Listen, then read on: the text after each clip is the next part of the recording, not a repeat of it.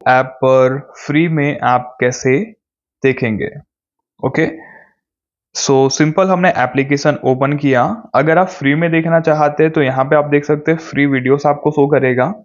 But free videos में मैंने देखा कि भाई जीमेल के टिप्स एंड ट्रिक्स, बाकी आपको ना के बराबर ही कंटेंट, जो मतलब ज़्यादा कंटेंट आपको नहीं मिलता। Daily punch, 1965, India Pakistan, ghost of, घाटा लूप्स, जीमेल वगैरह वगैरह, बस बहुत मिनिमम ही आपको ऐसा कंटेंट मिलेगा जो कि आपको फ्री में मिल रहा है।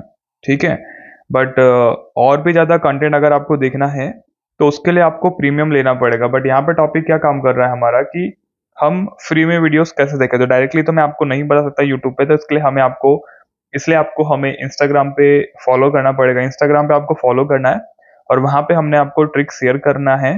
ट्रिक हम आपको शेयर करेंगे कि जिससे आप फ्री में वीडियोस देख सकते हैं ऑन सीखो ऐप।